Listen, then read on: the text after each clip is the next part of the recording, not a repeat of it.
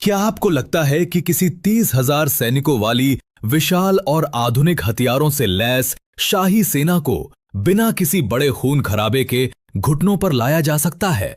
अगर आपका जवाब नहीं है, तो आप इतिहास के सबसे बड़े धोखे में जी रहे हैं। इतिहास का सबसे गहरा राज वो नहीं है जो हमें अक्सर सुनाया जाता है, बल्कि वो है जो सह्याद्री के घने जंगलों और गहरी खाइयों में दफन हो गया। जो किताबों में नहीं पढ़ाया गया, वो है उंबरखिंड का वो खौफनाक महासंग्राम, जहां छत्रपति शिवाजी महाराज ने बिना आमने सामने की जंग लड़े मुगलों की पूरी फौज को एक ऐसी घाटी में दफना दिया था जहां से परिंदा भी जिंदा वापस नहीं लौट सकता था। अपनी कुर्सी की पेटी कसकर बांध लीजिए, क्योंकि 1661 ईस्वी का ये साइकोलॉजिकल और टैक्टिकल वॉरफेयर आपके होश उड़ा देगा। वर्ष 1661 ईस्वी। मुगल सेनापति शाइस्ता खान पुणे के लाल महल में बैठकर मराठा साम्राज्य को खत्म करने के सपने देख रहा था। उसे लगा था कि वो शिवाजी महाराज को आसानी से कुचल देगा, लेकिन मराठों के गनिमी कावा छापामार युद्ध ने उसकी रातों की नींद हराम कर रखी थी। हताश होकर शाइस्ता खान ने उत्तरी कोंकण यानी पेन और कल्याण के इलाकों पर कब्जा करने के लिए अपने सबसे खूंखार और भरोसेमंद सेनापति करतलब खान को चुना। करतलब खान के साथ 30,000 से अधिक सैनिकों की एक विशाल और भारी हथियारों से लैस फौज भेजी गई। मुगलों का मकसद कोंकण के रास्ते शिवाजी महाराज की रसद और समुद्री व्यापार को पूरी तरह से काट देना था। करतलब खान को अपने भारी तोपखाने, हाथियों की फौज और हजारों घुड़सवारों पर बहुत घमंड था। वो खुले मैदानों में लड़ने का आदी था और उसे लगता था कि मराठे उसके तोपखाने के सामने एक दिन भी नहीं टिक पाएंगे। उसने अपनी सेना को पूरी शान और शौकत के साथ कोंकण की तरफ कूच करने का आदेश दिया। करतलब खान का मानना था कि पहाड़ों में छिपने वाले मराठे एक विशाल शाही सेना की दहशत देखकर ही रास्ते से हट जाएंगे, लेकिन वो इस बात से बिल्कुल अनजान था कि वो कोंकण नहीं बल्कि अपनी मौत के रास्ते पर कदम रख रहा था। शिवाजी महाराज के गुप्तचरों ने करतलब खान के हर एक कदम की खबर पहले ही राजगढ़ पहुंचा दी थी, लेकिन असली ट्विस्ट अभी आना बाकी था, क्योंकि मुगल सेना में एक ऐसी महिला कमांडर भी मौजूद थी जिसे आने वाले इस खौफनाक तूफान का पहले से ही एहसास हो गया था। करतलब खान की इस विशाल सेना में रायबागन नाम की एक बेहद चतुर और अनुभवी महिला सेनापति भी शामिल थी। रायबागन सह्याद्री के पहाड़ों और शिवाजी महाराज की युद्ध नीति को बहुत अच्छी तरह से समझती थी। जब उसने देखा कि करतलब खान अपनी सेना को सीधे अरावली और सह्याद्री के दुर्गम जंगलों की तरफ ले जा रहा है, तो उसने उसे तुरंत चेतावनी दी। रायबागन ने करतलब खान से कहा, मैदानों में शिवाजी एक इंसान है, लेकिन इन पहाड़ों और जंगलों में वो एक खूंखार शेर है। सह्याद्री के अंदर सेना ले जाना साक्षात मौत के मुंह में जाने जैसा है। लेकिन सत्ता और ताकत के नशे में चूर करतलब खान ने इस चेतावनी को एक महिला का डर समझकर पूरी तरह से नजरअंदाज कर दिया। फरवरी 1661 का पहला सप्ताह। मुगल सेना पुणे से लोनावाला होते हुए सह्याद्री की एक बेहद खतरनाक और संकरी घाटी के पास पहुंची, जिसे उंबरखिंड कहा जाता था। उंबरखिंड कोई साधारण रास्ता नहीं था। यह लगभग 15 मील लंबी एक वी आकार की गहरी खाई थी, जिसके दोनों तरफ आसमान छूती हुई सीधी पहाड़ियां और घने जंगल थे। यह रास्ता इतना संकरा था कि 2 घुड़सवार भी एक साथ ठीक से नहीं गुजर सकते थे। मुगलों के भारी तोपखाने और हाथियों के लिए यह रास्ता एक बुरे सपने जैसा था। लेकिन कोंकण पहुंचने की जल्दी में करतलब खान ने बिना किसी रेकी के अपनी 30,000 की पूरी सेना को इस मौत की घाटी में उतार दिया।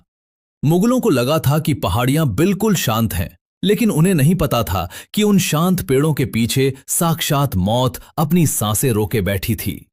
2 फरवरी 1661 का वो ऐतिहासिक दिन। करतलब खान की सेना उंबरखिंड की घाटी के बिल्कुल बीचों बीच पहुंच चुकी थी। जंगल में एक अजीब सी और खौफनाक शांति छाई हुई थी। पक्षियों की आवाजें तक बंद हो गई थीं। मुगलों को लगने लगा था कि वे बिना किसी रुकावट के कोंकण पहुंच जाएंगे, लेकिन ऊपर पहाड़ियों पर पेड़ों के घने पत्तों के पीछे छत्रपति शिवाजी महाराज और उनके सेनापति नेताजी पालकर अपने हजारों खूंखार मराठा योद्धाओं के साथ घात लगाए बैठे थे।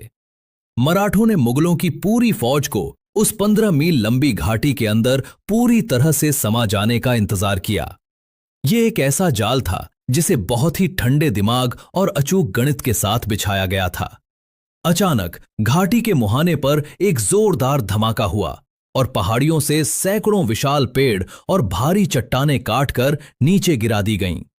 मुगलों के पीछे मुड़ने का रास्ता एक पल में हमेशा के लिए बंद हो गया। करतलब खान कुछ समझ पाता उससे पहले ही घाटी के दूसरे छोर पर भी मराठों ने भारी पेड़ गिराकर रास्ता पूरी तरह से ब्लॉक कर दिया।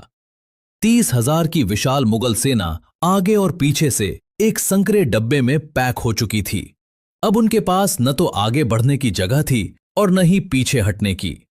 उंबरखिंड की वो घाटी मुगलों के लिए एक खुला ताबूत बन चुकी थी, जिसका ढक्कन शिवाजी महाराज ने बंद कर दिया था। जाल पूरी तरह से बंद हो चुका था और अब शुरू होने वाला था सह्याद्री के जंगलों का वो खौफनाक तांडव जिसने मुगलों की रूह कंपा दी। रास्ते बंद होते ही शांत पहाड़ियों से अचानक हर हर महादेव का वो गगनभेदी उद्घोष गूंजा, जिसने मुगल सैनिकों के दिलों की धड़कनें रोक दीं। इसके बाद ऊपर पहाड़ियों से तीरों, पत्थरों और भालों की ऐसी भयंकर बारिश शुरू हुई कि मुगलों को आसमान दिखाई देना बंद हो गया। मराठा सैनिक गोफन से बड़ी बड़ी चट्टानें मुगल सेना के बीच फेंक रहे थे। ये एक तरफा मार थी, क्योंकि मुगल सैनिक नीचे घाटी में फंसे थे और मराठे ऊपर सुरक्षित पहाड़ियों पर छिपे थे। मुगलों की बंदूकें और तोपें बिल्कुल बेकार हो गईं, क्योंकि उन्हें यही नहीं दिख रहा था कि दुश्मन है कहां। घने जंगल और अदृश्य दुश्मन ने मुगलों को अंधा कर दिया था। फरवरी की तेज गर्मी और उंबरखिंड की उस घुटन भरी घाटी में मुगल सैनिकों का बुरा हाल हो गया। उनके भारी लोहे के कवच अब उनके लिए भट्टी बन चुके थे। घाटी में पीने के पानी का एक भी स्रोत नहीं था। मराठों के तीरों से ज्यादा मुगल सैनिक प्यास, गर्मी और अपनी ही भगदड़ से मरने लगे। मुगलों के हाथी घबराकर पागल हो गए और अपनी ही सेना के हजारों सैनिकों को कुचलने लगे। तोपखाने को घुमाने की भी जगह नहीं थी। केवल कुछ ही घंटों में दुनिया की सबसे अनुशासित और खूंखार मानी जाने वाली मुगल सेना एक डरी हुई और बेबस भीड़ में बदल गई। मौत हर तरफ से उन पर टूट रही थी और बचने का कोई रास्ता नहीं था। इस खौफनाक नरसंहार के बीच मुगलों के पास कोई रास्ता नहीं बचा था। तब उसी महिला सेनापति ने वो कड़वा सच बोला जिसने करतलब खान का घमंड तोड़ दिया। जब करतलब खान ने अपनी 30,000 की सेना को अपने ही आंखों के सामने कीड़े मकोड़ों की तरह मरते और तड़पते देखा, तो उसके चेहरे से सारा गुरूर गायब हो गया। तब राय बागन एक बार फिर उसके सामने आई और बोली, मैंने तुम्हें पहले ही चेतावनी दी थी कि ये शेर की मांद है। अब अगर अपनी और इन हजारों सैनिकों की जान बचाना चाहते हो तो तुरंत अपने हथियार डाल दो और शिवाजी के सामने गिड़गिड़ाओ। अगर मराठों ने आमने सामने का युद्ध शुरू कर दिया तो आज यहां से एक भी मुगल जिंदा वापस नहीं जाएगा। राय बागन की यह बात करतलब खान के दिल में तीर की तरह चुभी, लेकिन उसके पास मौत के अलावा और कोई दूसरा विकल्प नहीं था। अपने अहंकार को निगलते हुए करतलब खान ने तुरंत अपनी सेना को हमले रोकने का आदेश दिया और एक सफेद झंडा लेकर अपने दूत को छत्रपति शिवाजी महाराज के पास भेजा। उस खूंखार मुगल सेनापति ने, जो कुछ घंटे पहले मराठों को कुचलने का ख्वाब देख रहा था, अब अपनी जान की भीख मांगनी शुरू कर दी। उसने महाराज को संदेश भेजा कि वो हार मानता है और अगर उसे और उसकी सेना को जिंदा छोड़ दिया जाए तो वो हमेशा के लिए इस इलाके से चला जाएगा। ये इतिहास के सबसे बड़े सरेंडर में से एक था, जहां 30,000 की फौज ने बिना किसी बड़े खूनी युद्ध के अपने घुटने टेक दिए थे। लेकिन शिवाजी महाराज किसी दुश्मन को इतनी आसानी से कहां छोड़ने वाले थे। उन्होंने करतलब खान के सामने वो शर्तें रखीं जिसने मुगलों को अंदर तक खोखला कर दिया। छत्रपति शिवाजी महाराज एक महान और दूरदर्शी शासक थे। उनका मकसद निरपराध सैनिकों का खून बहाना नहीं था, बल्कि मुगल साम्राज्य की आर्थिक और सैन्य कमर तोड़ना था। महाराज ने करतलब खान का सरेंडर स्वीकार कर लिया, लेकिन अपनी खौफनाक शर्तों के साथ। उन्होंने आदेश दिया कि मुगल सेना अपनी एक भी तोप, एक भी घोड़ा, एक भी हथियार और अपना सारा खजाना उंबरखिंड में ही छोड़ देगी। मुगलों को अपनी जान के बदले अपनी सारी सैन्य संपत्ति मराठों को सौंपनी पड़ी। महाराज ने बिना किसी बड़े नुकसान के मुगलों के लाखों के खजाने और हथियारों पर रातों रात कब्जा कर लिया था, जिससे मराठा सेना की ताकत कई गुना बढ़ गई। करतलब खान और उसकी बची हुई सेना को उनके हथियारों और शानो शौकत से पूरी तरह नंगा कर दिया गया। जो शाही सेना सुबह पूरे घमंड के साथ उंबरखिंड में घुसी थी, वो शाम होते होते अपने सिर्फ पहने हुए कपड़ों में सिर झुकाकर पैदल वापस पुणे की तरफ लौट रही थी। ये मुगलों के लिए एक ऐसा भयंकर मनोवैज्ञानिक और सैन्य अपमान था जिसे इतिहास कभी नहीं भुला सकता। करतलब खान जब शाइस्ता खान के पास इस शर्मनाक हालत में पहुंचा तो शाइस्ता खान सदमे में आ गया। इस गनीमी कावा ने पूरी दिल्ली सल्तनत को यह संदेश दे दिया था कि सह्याद्री के पहाड़ों में शिवाजी महाराज को हराना असंभव है। उंबरखिंड का यह महासंग्राम दुनिया के सैन्य इतिहास में गुरिल्ला युद्ध, ग्वेरिल्ला वॉरफेयर का सबसे शानदार उदाहरण माना जाता है।